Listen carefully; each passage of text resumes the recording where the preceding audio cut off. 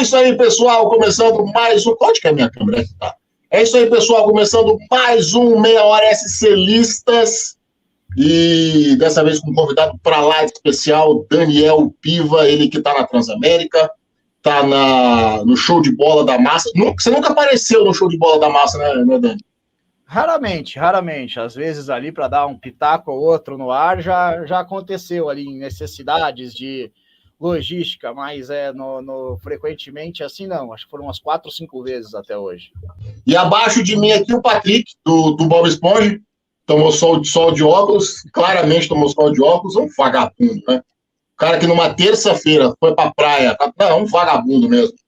Vossa Senhoria me diga, como está nosso litoral norte? Porque vi que choveu bastante, né?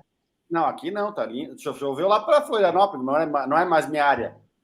Mas o final de semana foi de sol, né? Então, fui pescar e acabou queimando, né? Faz parte.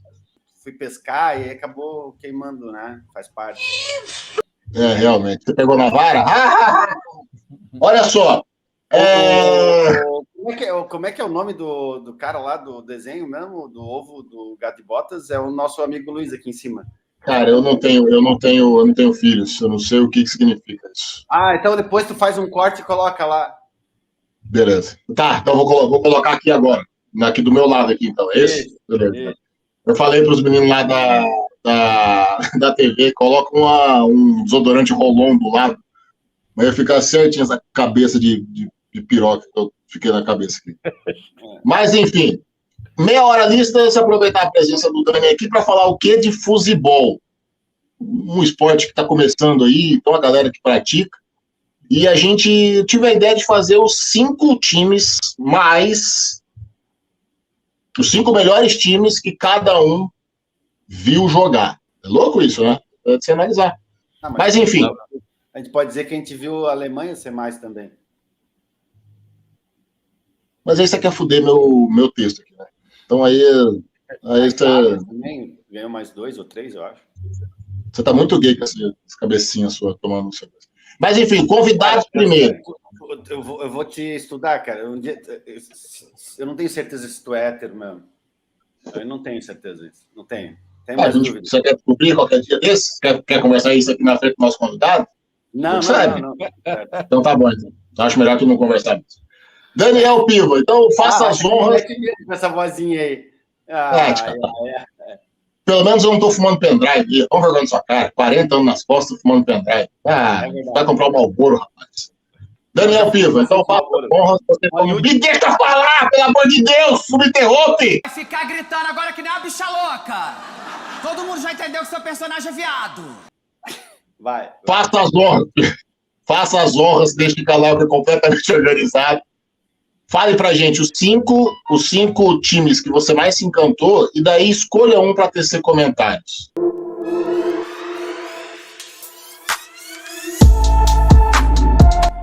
Tá, vou já fazer o apontamento. Como eu nasci em 88, então eu vou pegar esse recorte do que eu consegui viver à época, tá? Como você colocou ali, o Brasil de 82, o Brasil de 70... o Brasil do Pelé, o Santos do Pelé, óbvio que foram marcantes, fizeram história, mas a gente não conseguia ali, mesmo tendo o recurso da imagem ali, do vídeo, mas a gente não conseguia viver o impacto, a influência que esses times causavam ali na época. Então, para ser justo aí com todos, não cometer nenhum tipo de injustiça, vou pegar esses times aí que tive a oportunidade de ir assistindo ali, vivendo de perto. Então, meu top 5, vou começar do 5º para baixo, tá? São Paulo do Tele Santana, na década de 90, bicampeão mundial, bicampeão da Libertadores. O Milan do Carlo Ancelotti, no início dos anos 2000, também 2 vezes campeão da Liga dos Campeões da Europa. Claro que foi um recorte maior, né, 2002 a 2007, então tiveram mais mudanças. Mas era uma base ali com Podida, Cafu, Nesta, Maldini, Sidorf, Kaká, Shevchenko, Pirlo, Ultimato. Um que vai gerar bastante polêmica, acredito que para quem nos ouve, mas que para mim era... Eu sei que a França foi campeã em 98 e em 2018, Mas para mim, o grande time francês que eu assisti foi o de 2006, que tinha Ribéry, Zidane, Thierry Henry, Trezeguet no banco de reservas, o Patrick Vieira, então o Thuram também estava, então coloco também essa França 2006, embora não tenha sido campeã mundial.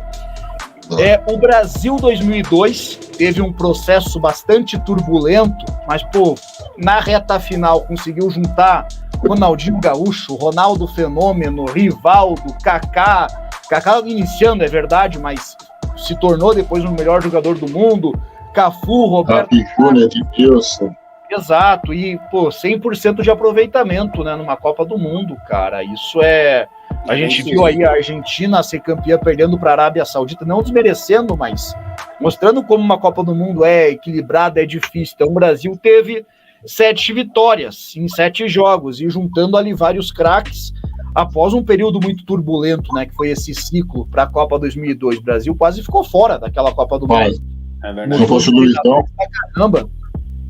E para mim o que mais me encantou, o que mais me chamou a atenção, que para mim traz uma influência direta para o futebol até hoje, o Barcelona do Pep Guardiola, ali de 2008 a 2012, com 2 Ligas dos Campeões da Europa, 3 campeonatos, 3 ligas espanholas e títulos da Copa do Rei, tendo ali o ápice, né, do gênio Lionel Messi. Que ano era esse Barça?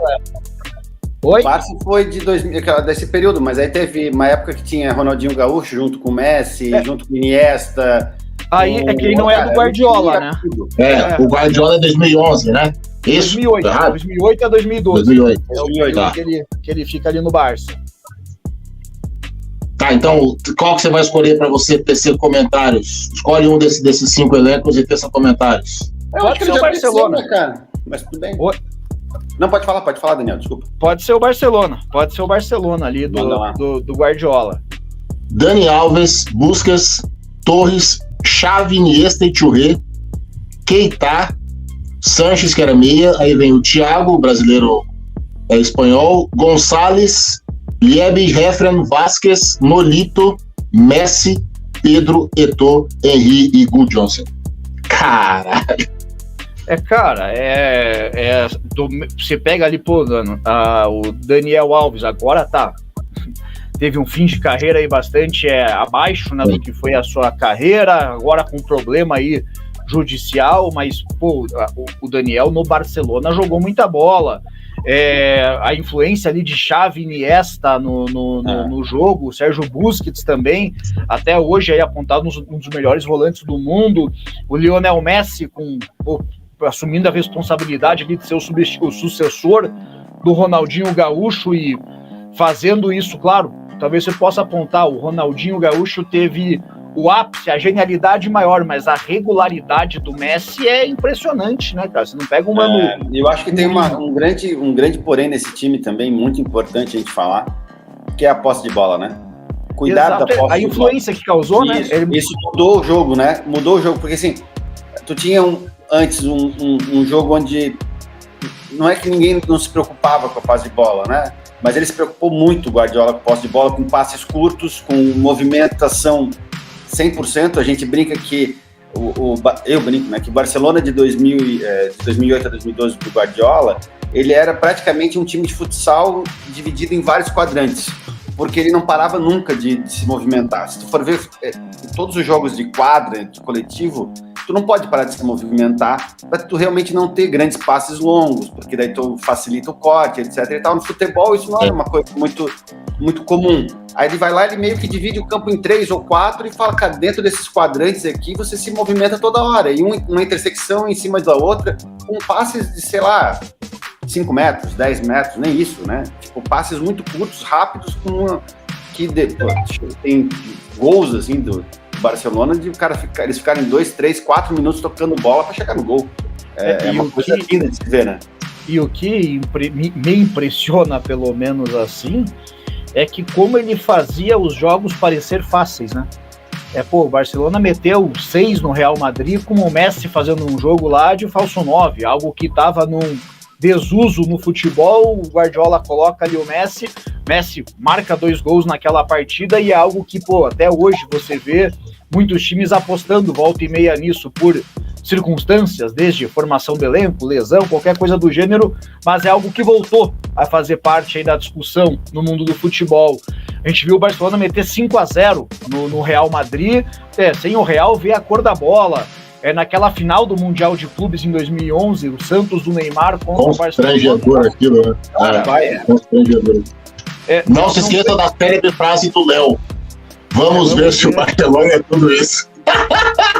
Exato, e até em final de Champions, né? O Manchester United do Cristiano Ronaldo, que, é um dos grandes rivais aí da história do Barcelona, depois por tudo que construiu no Real Madrid, também completamente envolvido contra o Barcelona, depois o Rooney sendo ali o protagonista, ainda sob o comando do Ferguson, também completamente envolvido ali, perdido. Então é um time assim que vencia e não é nem que convencia, ele fazia o adversário parecer um time amador, fazia o adversário ali sair do estádio que atropelo, não era competitivo os jogos, era aquele grau de superioridade assim que transcendia ali apenas uma vitória por 3-0, cara, era 3-0 fora o massacre, fora o baile, era 4-0 fora o baile, o adversário passava vergonha, é algo ali que até hoje, assim, pra mim é histórico aquele período. Antes do Sandro falar, eu vou dizer uma coisa, eu vou dar um spoiler da minha lista, mas eu deixei esse time de fora e eu vou provar para vocês que existiu um time melhor do que esse. E não é o Palmeiras de Abel Ferreira com Rafael Veiga, Hendrick, Novo Pelé e o Rony. Então, assim, na minha vez, Piva, eu vou te provar que a tua lista é boa, mas teve um time que ganhou, inclusive, desse Barcelona. Não tem igual. Segue, meu pequeno tostado. Bom, vamos lá. Também vou fazer do quinto pro primeiro. O meu quinto é o Real Madrid, com o estrelado, né? Que também teve muitos campeonatos e era um time absurdamente com Zidane, Ronaldo, Roberto Carlos, e aí por aí vai, né? Kaká, e aí depois veio o Cristiano Ronaldo, e cara, era um time maço, né? Mas eu tô falando mais daquele que tinha o Ronaldo, o fenômeno, que tinha Zidane, Ronaldo, Roberto Carlos e outros. Isso vai no quinto. No quarto lugar, eu vou colocar a seleção de 2002, que é uma seleção que realmente jogou, né, 7 jogos, como falou Daniel, ganhou 7, e é um baita time. No terceiro lugar, eu vou colocar o Milan também, que o nosso amigo Daniel falou, que é um timaço, que quem viu jogar era fenomenal. Já vou dizer que é unanimidade isso aí, tá? Isso não tem jeito, cara. Aquele Milan era muito bonito de ver jogar também. Exato. Em segundo lugar, eu vou colocar o Barcelona, que o Daniel falou. Só que eu vou colocar... Você colocar um antes? Vai colocar uma geração antes? Do Eto'o, do Ronaldinho? Isso, uma geração antes, que é a que eu mais acompanhei e que eu acho que foi um precursor dessa geração que veio depois. De 2004 a 2006, eu acho que foi, né? Acho que é isso aí. 2008, na verdade, eu acho. Eu acho que era o Frank Rijkaard, que era o técnico, se não me engano. Mas teve dois técnicos, teve 2 técnicos, eu acho. E eu vou colocar... Freguês do Inter, do Colorado, diga-se de passagem. Isso, E vou colocar, no primeiro lugar, o time do Tele Santana, o São Paulo. Porque, eu vou dissertar por que eu escolhi o Tele, o time do Tele. Eu acho que até ele fez... Durante muito tempo até eu torcia pro São Paulo, e muito por culpa do Tele, né? Porque o Tele fez uma geração ali, eles ganharam tudo quando eu era moleque. E ele foi o primeiro treinador a colocar jogadas especificamente de quadra, né? Basicamente ele usou o basquete, e tem uma correlação que ele usava o triângulo no futsal, pro futebol. Então ele usou esse método do triângulo pro futebol, usando sempre o Cafu, o Miller, e sempre um atacante e tal, no meio também. Então, e foi um time que ganhou tudo durante muito tempo, jogava bonito, ganhou do Barcelona em final de Mundial, ganhou do Liverpool em final de Mundial. Quer dizer, cara, é um timaço, E eu, particularmente, coloco ele como referência dos que eu vi jogar e de beleza e de resultado junto, né? E que levou o CD a ser conhecido como grande técnico depois de ter perdido 82 e 86, né? Esse São Paulo do Tele, eu acho ele bem interessante, assim, porque, cara, a gente está falando de uma hegemonia aqui no futebol brasileiro que conquistou o bimundial e, pô, está num período e bimundial sequencial, algo que só lá o Santos do Pelé tinha conseguido também. A gente está num período aqui que, pô, tá desde 2012, né, sem ser campeão do mundo, então mostra a dificuldade e aumenta ainda mais o tamanho daquele feito do São Paulo do Tele, que era um timaço, né, com Raí, Miller, Palhinha, Nete no gol, Cafu no primeiro ano como lateral, Toninho Cerezo, era um timaço. Minha lista, em quinto lugar, Flamengo de 2019. Talvez tenha sido a maior raiva que passava. Você sabia que o Flamengo ia jogar com qualquer um e o Flamengo ia ganhar de 3-4, assim, não tinha. Você olhava, era questão de tempo, eles jogavam naquele time, Rafinha jogando o último suspiro de belíssimo futebol alemão que ele tem, Felipe Luiz jogando demais, aquele Pablo não sei o que foi lá pra Inglaterra agora, mas agora não faz tempo, mas jogava o zagueiro que jogou muito, o Pablo Maria, exato. O Arão jogava bola. Já tá fazendo a descrição do teu melhor time, é isso? Não, claro que não. Você vai ver. Aliás, agora depois fazer disserção, né? Mas é que você não é mais meu chefe, você fica na sua, você passa protetor e não mexe o saco. Flamengo de 2019, quinto lugar. Aí eu vou colocar um pouco do coração, mas um time que é bicampeão da Libertadores em um ano só, não tem como. Né? Então, o Palmeiras de 2021. Bom, vocês ficaram calados, vocês concordam comigo. Aí vem um negócio aqui que é o seguinte, aí vem o coração retranqueiro. Eu vou colocar em terceiro e segundo o mesmo time, quando você coloca dois que ficam empatados, né? Milan e Inter de 2006, que é as nossas 3 unanimidades. Eu fui pesquisar um jogo aqui, 28 de outubro de 2006. O jogo aconteceu no Giuseppe Meazza. Giuseppe Meazza é mando da Inter, né? Ou do Milan? Do Milan? Acho que é do Milan. 4-3 pra Inter. Os gols da Internacional: Hernan Crespo, Stankovic, Zlatan Ibrahimovic e Marco Materazzi. Os gols do... Adriano jogava. Calma. Os gols do Milan: Seedorf, Gilardino e Kaká. O time que jogou do Milan: Dida, Cafu, Kaladze, que é o piorzinho de todos, e um tal de Nesta. Jankulovski, Gattuso, Seedorf e Pirlo. Kaká, Ambrosini e Inzaghi. O banco do Milan: Ricardo Oliveira, Gilardino e Paolo Maldini. O banco dos caras. No banco, Carlo Ancelotti. O time da Inter: Júlio César, Ivan Córdoba, Javier Zanetti, Fábio Grosso, Maicon, Marco Materazzi, Stankovic, Vieira, Dalcu. Desculpa, Sandro, falar essas coisas pra você, mas não queria... Enfim. Não, o convidado é o Daniel, cara. Na frente, Ibrahimovic e Crespo. No banco tinha Burdiço, Samuel, Solari, Júlio Cruz, Luiz Figo e o técnico era o Roberto Mantini. Então, esses dois, pra mim, você joga em qualquer lugar, enfim, não tem como. Mostra a diferença do futebol italiano que era antes que é hoje. E aí é o seguinte, senhores.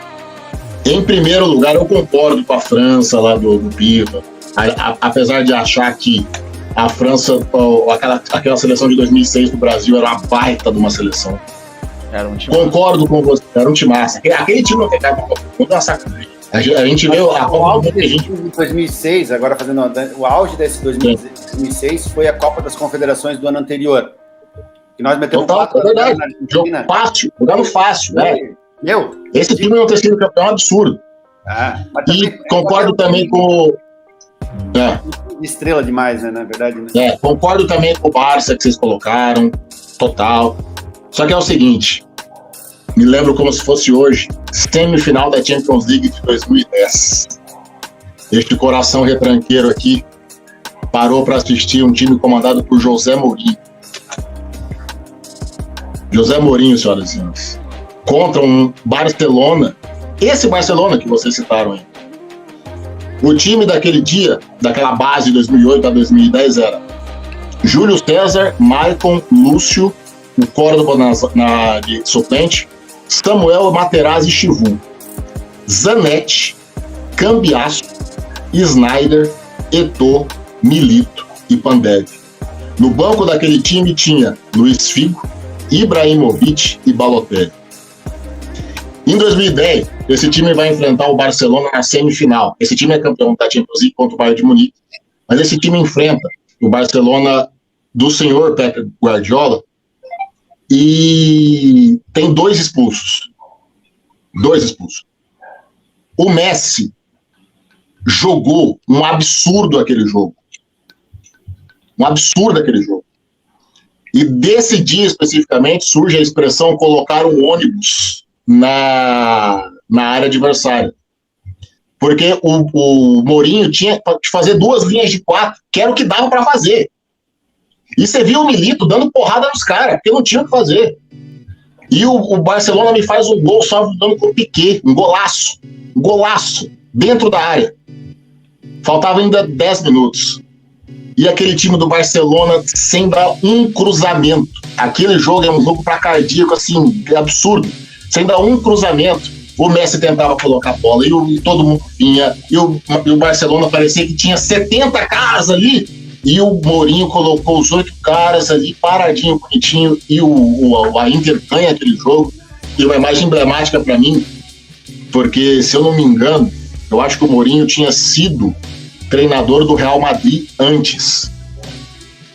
E o Mourinho apanhou pra cacete no Real. E ele sai gritando, eu sou foda, eu mando. Então, assim, esse time da Inter de 2010, para um coração retranqueiro, aquilo foi uma das coisas mais lindas que eu já vi na minha vida. Eu vou esquecer daquilo nunca mais, assim. E sempre quando eu tô querendo mostrar pra galera, não, gente, pode defender porque atacar 1-0 é campeão, acabou. Eu vejo aquele jogo, mas assim, aquilo ali pra mim foi inesquecível, inesquecível. Alguns comentários sobre, então? Não, cada um tem o que quer, né, irmão? Tá tudo... Você vê que eu tenho razão, né? Vocês se calaram. Não. Vocês se calaram. Vocês escutaram uma aula de como retrancar um time funciona. É que assim, tu já imaginou o Luiz jogando futebol? Como é que deve ser o Luiz jogando futebol? Ele fica zagueiro de porrada. Eu sou pior que o Thiago Heleno. Vai. Total. Assim, como é que é? Da canela pra cima é. Não, do pescoço pra baixo é tornozelo. Zagueiro. Não. Zagueiro. A bola vem é uma caixa de sapato de bola. Pivinha, muito obrigado pela sua participação, meu rei, tá bom? A gente vai gravar um outro aqui sobre os melhores acústicos MTV da história. Deixa um acústico do MTV que você tenha gostado.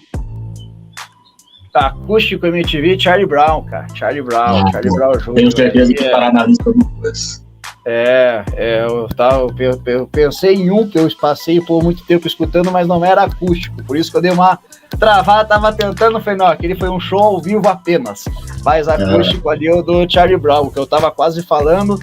Era um do Raimundos, em 2000, foi gravado aqui ao vivo do Raimundos na Pedreira. Então não é acústico, é para manter ali, então fica aí então, a indicação aí, fica aí. Vamos fazer o seguinte, então, para o próximo, eu vou te chamar de novo para a gente falar sobre os melhores ao vivo MTV, porque tem também os ao vivo MTV, é uma boa lista.